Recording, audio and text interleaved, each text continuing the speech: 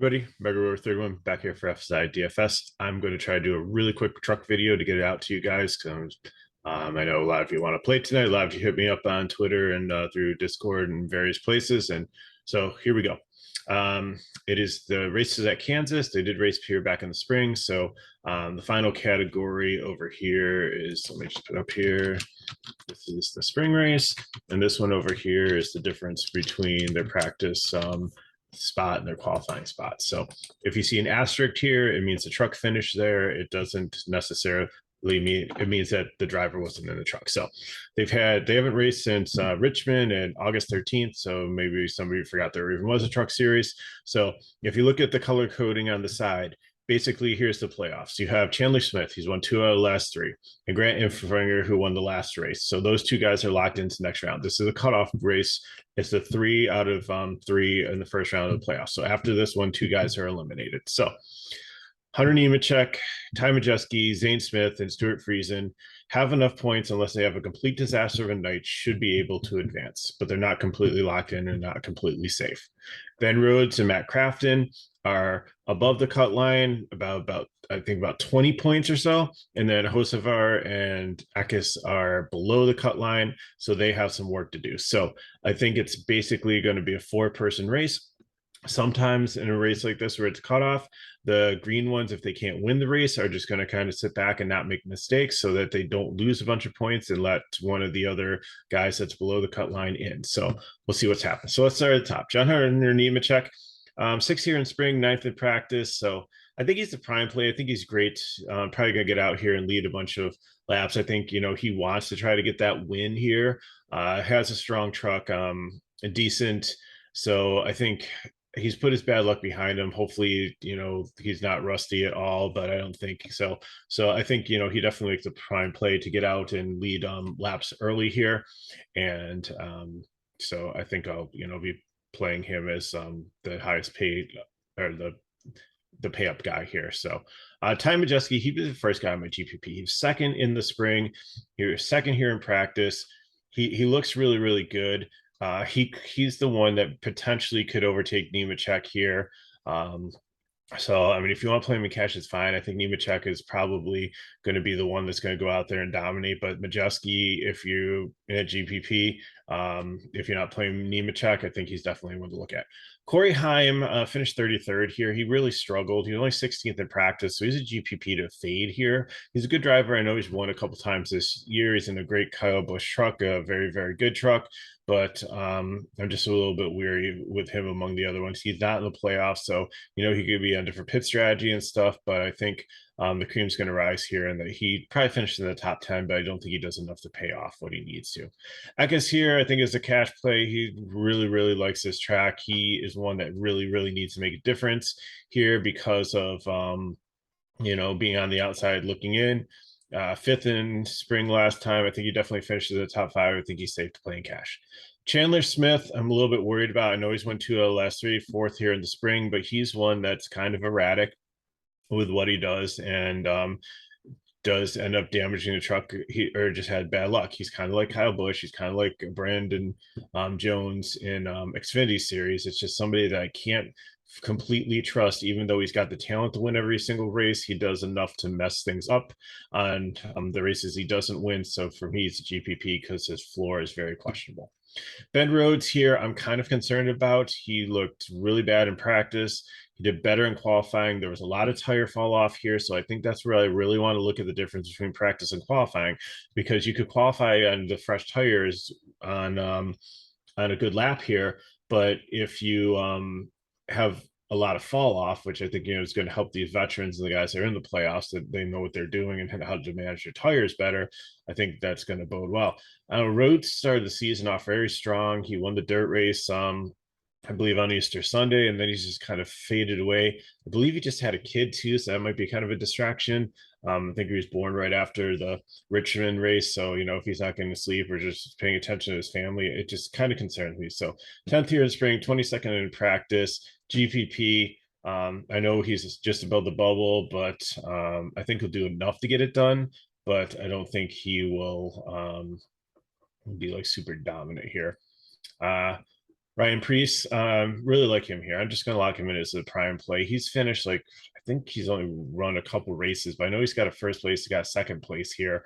And then there was the race two where I believe it was he and Hocevar were like fighting for the lead, and Hocevar kind of pinned him up against the wall. So he didn't, they had words after the race. Now they've cleared that up, so don't worry about any beef there. But I just think he's a very, very talented driver. He's a very good truck here. Second in the spring, 15th in practice. Not going to read into that because they lost the water pressure, but they got that fixed. They were able to qualify fine. So lock him in. Really like him here.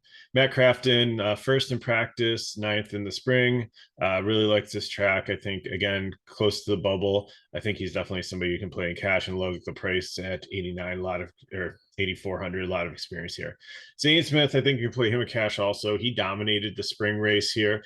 Didn't look great in qualifying or practice, but I think he's got enough. Definitely, it's hard to get his price tag in here, so probably going to have like lower ownership. Like I said, my choice is going to be Priest and Nemechek. I don't think I can get Zane Smith in there also. I like the place differential and stuff there. I believe it's Rhodes that had the kid. Maybe it's not. Rhodes is older. Maybe it's Zane Smith that did.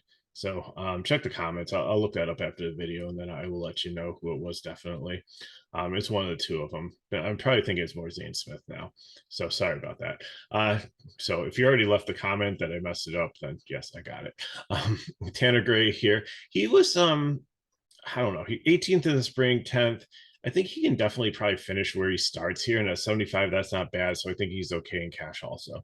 I know I have a lot of cash plays, but I didn't have time to super dig into this. I wanted to get it out to you. So I'm going to tell you guys that I think have a decent enough floor to be able to be safe in cash and more of my fades. I know it's not going to limit your player pool as much as usual, but I think it's enough to get you going for tonight. Grad Finger here. He is locked in. Cash play, third in the spring race. Eighth in practice, so definitely some place differential here.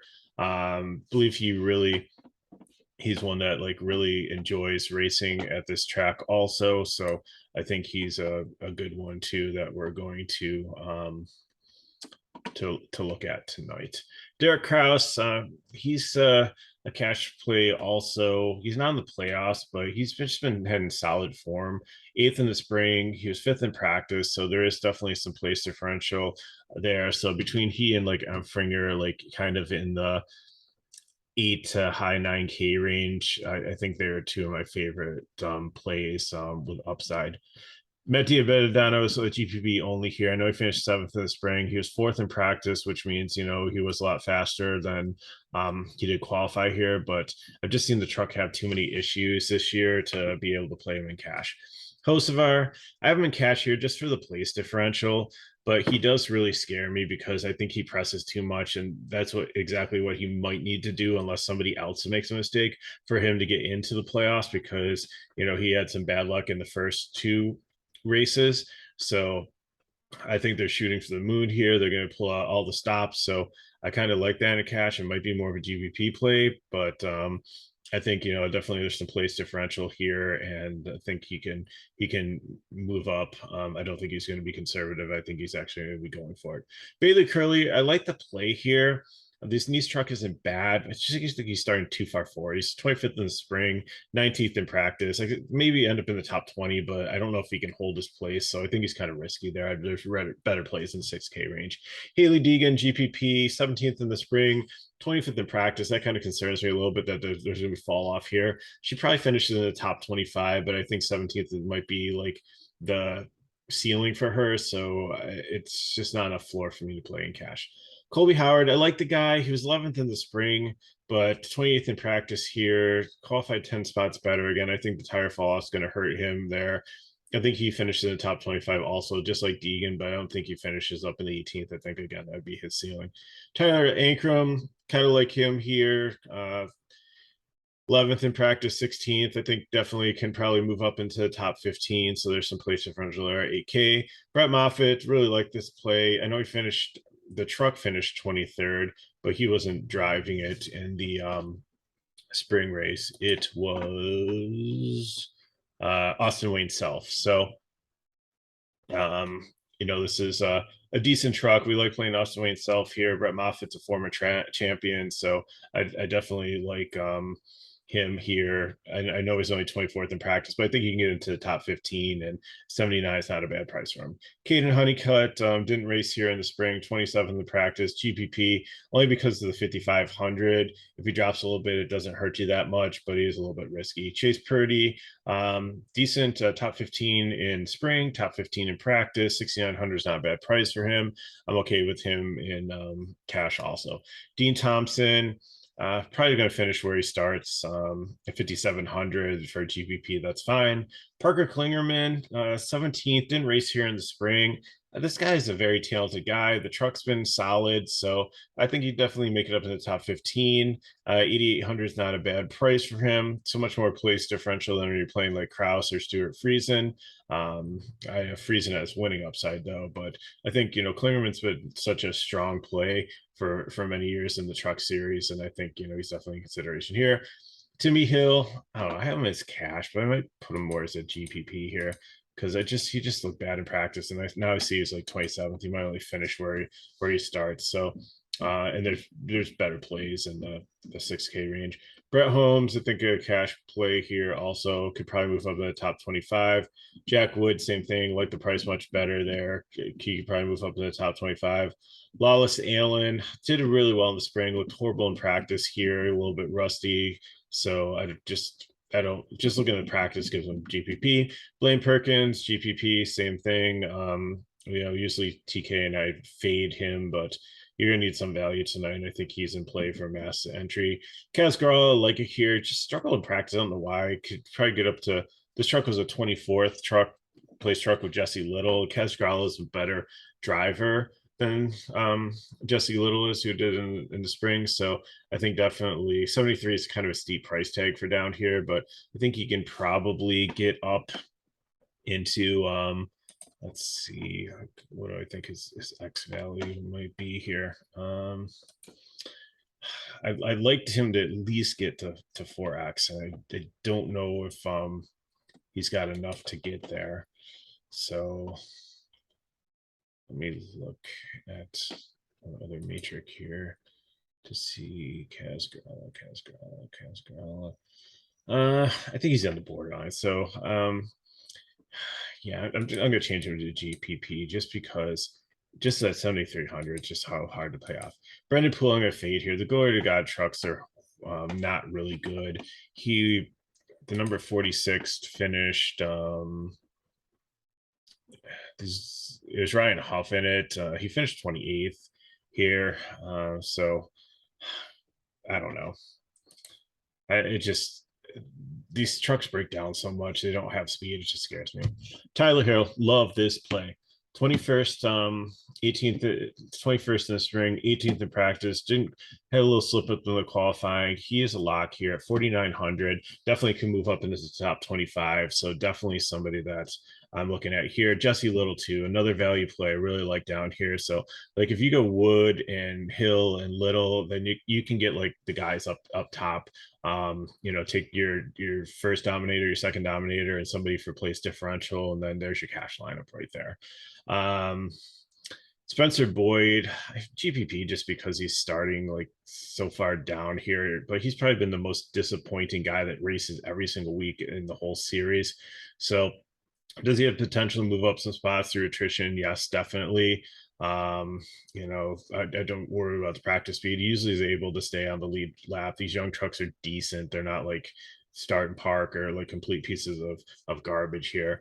And then I have no interest in like Amari Williams. This truck was so slow that they couldn't even keep it up, and it was parked. But of course, Jesse Inua was driving it. So I don't know much about Amani Williams, but he was like dead last in practice. So I just really don't see much hope for this one. And Mason Maggio, the 33 truck, really scares me too. So he's also fade. Tate Fogelman and Trey Hutchinson did not qualify. So I will hopefully get this up in the next 10 minutes or so, as soon as the video renders itself and get the tags and everything on it. So I should give you guys about half an hour to watch it. So again, put some comments below. Hit me up at Twitter at MegaRower31. TK and I should have the Xfinity race tonight posted or early tomorrow morning, and we'll have a cup race for you also. So thanks for watching. And if you made it this far in the video, if you think that, like, if we do these quick videos right before lock, if you'd like to be in the live portion of it, so like the application that we do film it on does allow us to have guests, just put your information down, your like name, your Twitter, or if you're on Discord, like how we can get a hold of you to send you a link. And if we do in the future, then maybe we'll invite you and you guys can just come watch this live. So then you don't have to wait for the video process. It gives you like 15 more minutes on your line. So, and maybe you can ask some questions too. So thanks again for watching. I'm Mega Roller 31. Want more information on FSI DFS? It is in the description of the video. Please like the video if it helped you out. Subscribe to our channel so you know when these videos are coming out, and share with your friends. So thanks a lot. Good luck in your contest tonight. You know how to get a hold of me. I'll talk to you later. So.